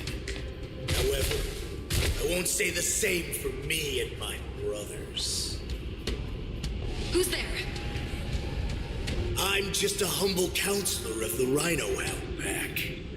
You can call me Mock Talk. Wardens, intruders on the lowest level. Send reinforcements.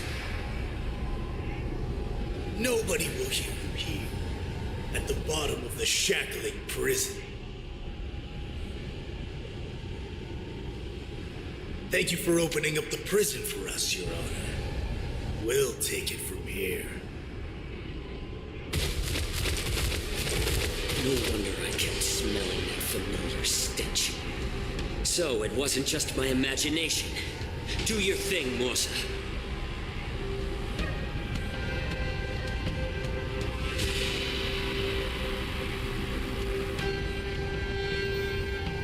We mustn't let these abominations get any closer!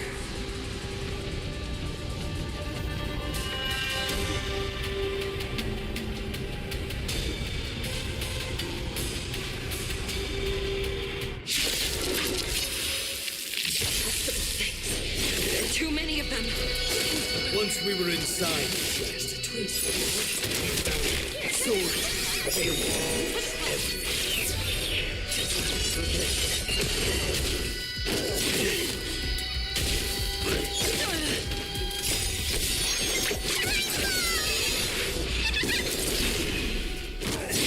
Mr. Twinings. Since you're already here, why not have a meal before I weep for the departed. It is a fall. I suggest you surrender now. Of course, I'll still kill you all. But I promise it'll be swift.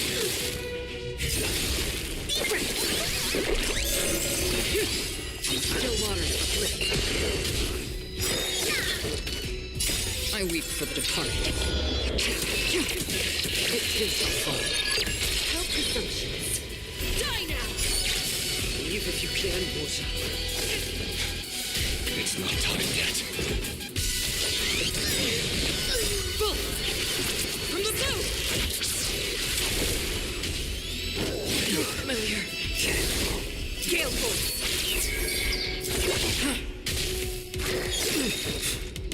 Since you're already here, why not have a meal before?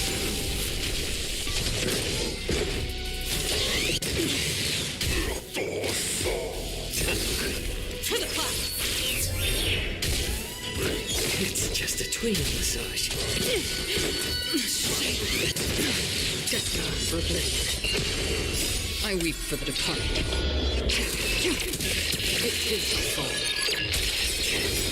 Since you're already here, why not have a meal before the meal?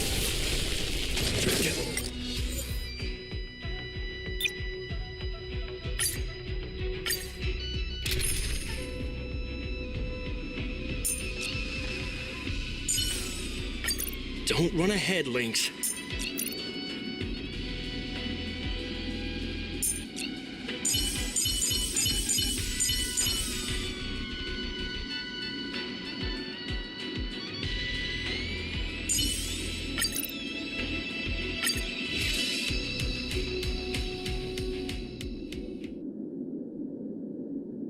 Detestable things.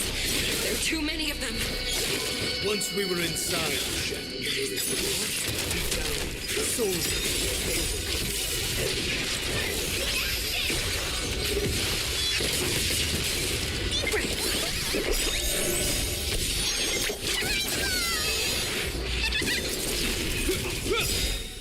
A will forged in ice never falters!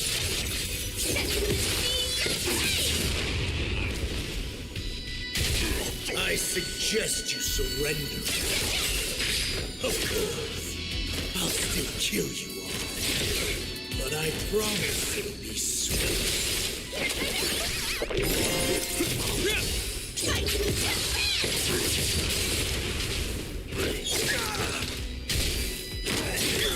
Gotta stop the bleeding. Heal. A will forged in ice never falters!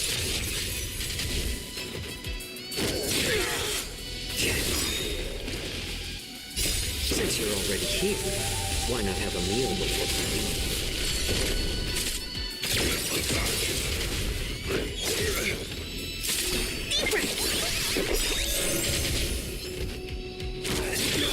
Gotta stop the bleeding.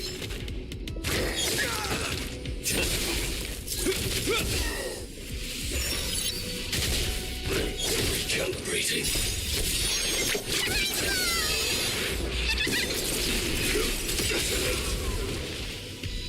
I'm so everything. Burn to ashes!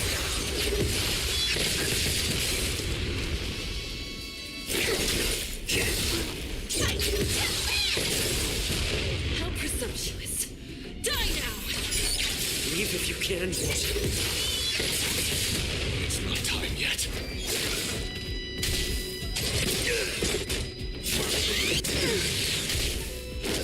Heal. A will forged in ice never falters! Here, try this!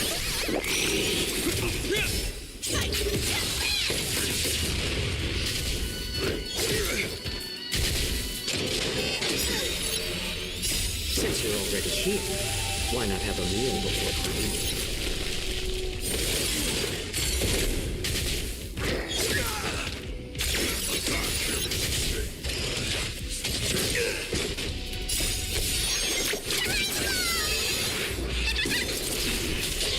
Is that all? A will forged in ice never falters!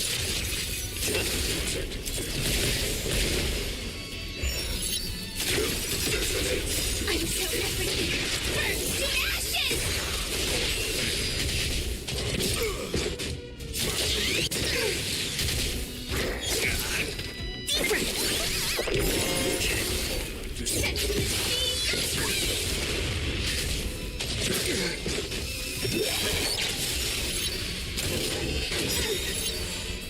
Since you're already here, why not have a meal before the meal?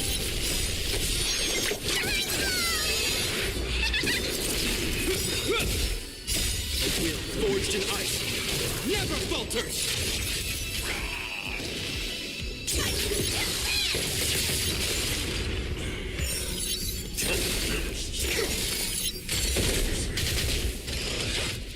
Is that all?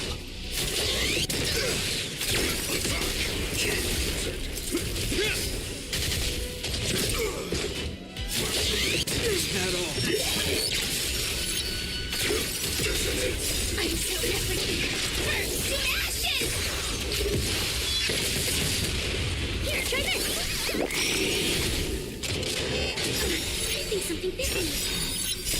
Since you're already here, why not have a meal before?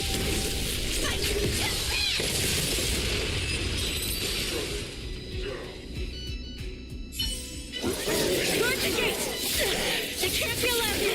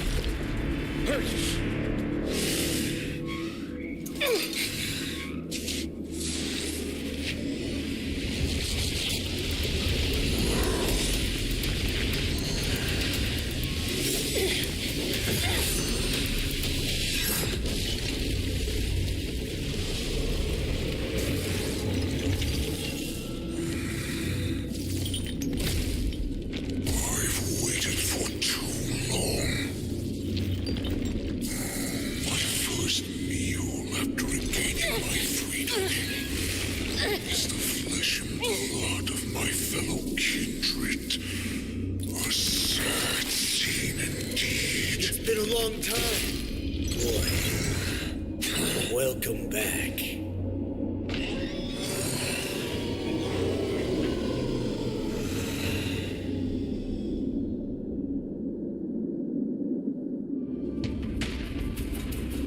How many times has the old verdant home spun around since our last hunt?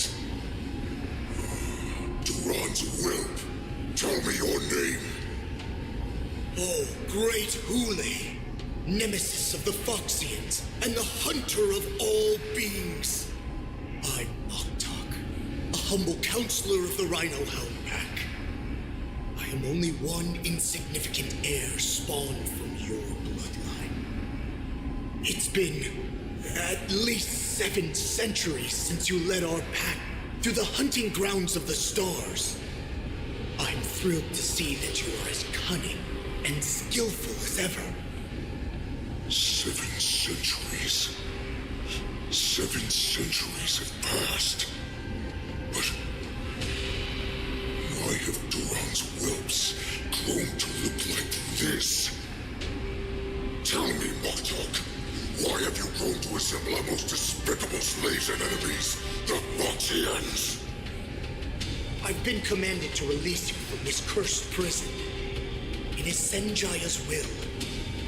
That's why I had to take a magic pill, don the skin of a lowly beast, and play along with their hypocrisy. Since you have an escape plan, tell me, what's our next move to get off of this ridiculously large ship? My brothers and I will lock down this prison, trapping the prison guards inside. This will buy us some time.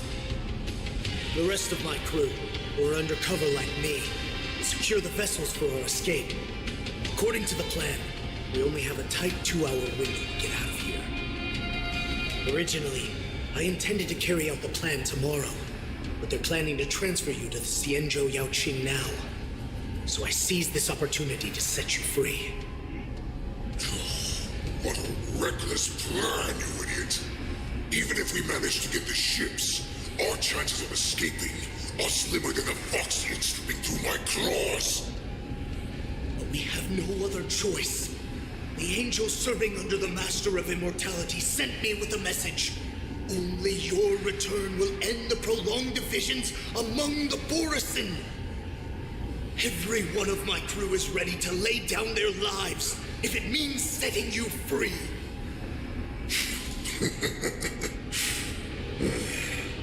A sneaky weakling like you is actually showing some reckless bravery with this plan. Fine. You'll get what you want. And all of Duran's whelps will too. Well then, my lord, we should leave now. Before we go, give me one of those magic pills.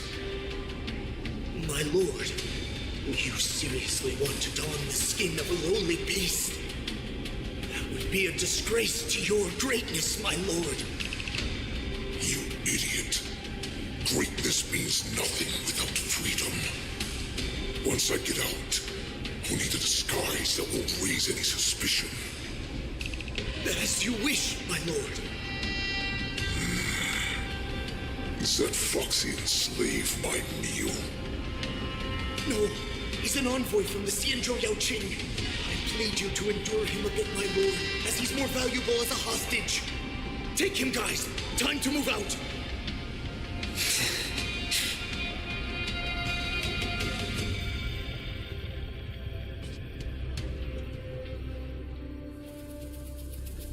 Madam Hanya, the wardens in all areas are regrouping. Those Ingenium enemies are wandering around and causing heavy casualties. And to make things worse, those iron wolves broke open the cages and let the criminals out. We've called for backup, but it seems like all communication is jammed. Let's preserve our strength and first take down the isolated prisoners. By decree of the 10 Lords, all prison breakers and intruders shall be apprehended, dead or alive. Just a short time ago, the nether key mechanism was activated. It was probably Madame Shuidi and the Yaoqing messengers, heading to the bottom of the prison. Given the situation, I'm afraid that area is exactly where our enemies are targeting. We mustn't let that vile beast escape from its cage. We've gathered all the prison guards who can still fight, and we'll split up and secure each floor. Go! Those intruders are quite bold. They must have been planning this for quite a while. Indeed, but Borisin tend to favor direct and aggressive approaches. Crafting careful and precise plans like this is simply not their style. Let's focus on the current situation right now. Please help me.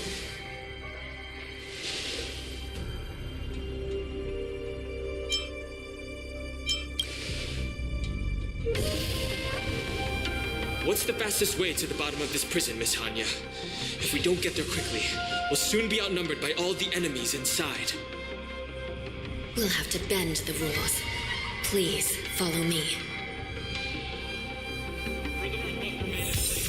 By decree of the 10 Lords, all prison breakers and intruders shall be apprehended, dead or alive. Yes, ma'am!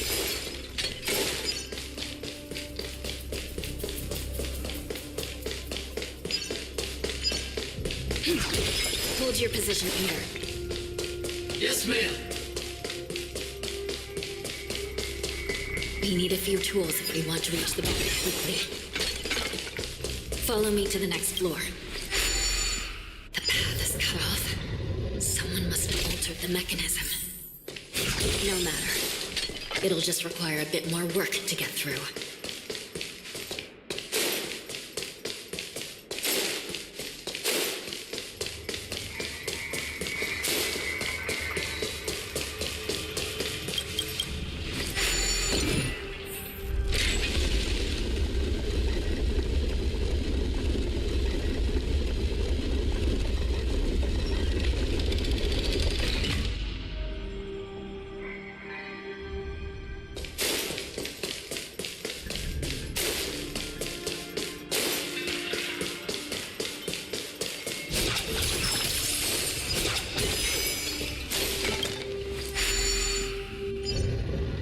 Some Spiritfarers occasionally use ingenia from the Artisanship Commission to navigate the treacherous terrain here.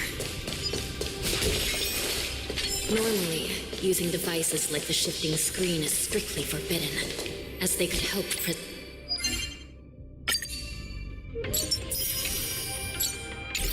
escape.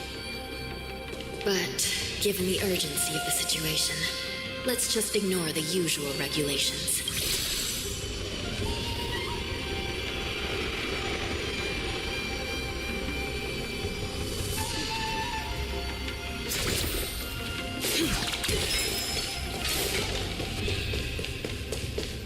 The nether key has been activated. I hope we're not too late. Hang in there, sister.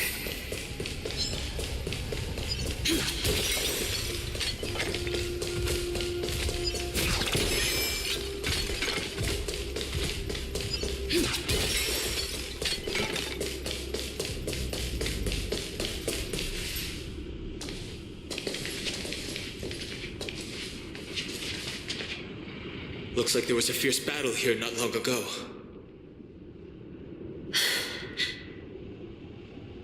The gate to the prison delve is wide open. Hule has managed to break free. Where are the Yaoqing messengers? And where's my sister? Are they still alive? Let's look around. Maybe we'll find some clues.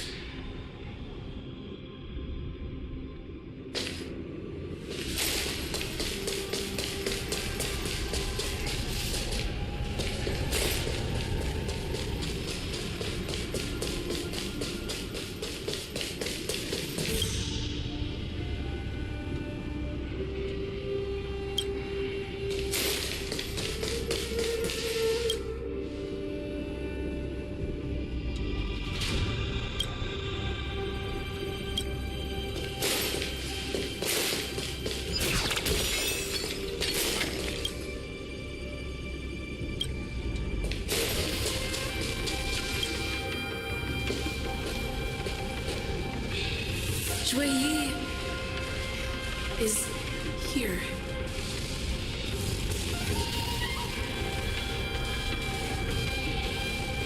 Miss Shui briefly sacrificed herself.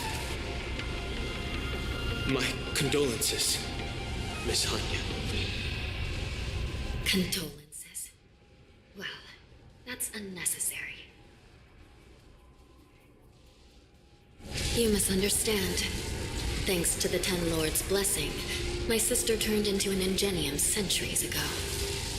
Dying and returning as just a soul to the Hall of Karma's document office has become a routine for her. While I'm not keen on seeing her throw away her body like it's some replaceable part, but...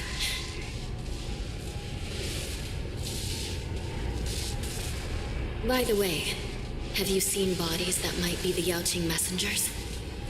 One of them is a Foxian wearing exquisite clothes, and the other wears a dark cloak, like a fugitive. No, I haven't found any Foxian bodies. Only Borisan ones. So, the intruders and Hule are holding the Yaoqing messengers hostage. This is the worst situation. With hostages in their grasp, the prison guards can't do anything about the prisoners. If anything happens to the messengers, the relationship between the Yaoqing and the Luofu could be irreversibly damaged. We must rescue the messengers, get out of here, and spread the news. We mustn't give up as long as there's a glimmer of hope.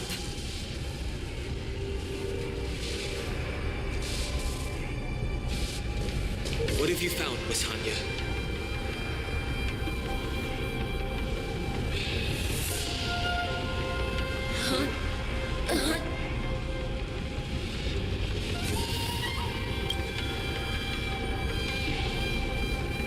Reconstruct. It's my sister. Looks like her soul hasn't returned to the Hall of Karma yet.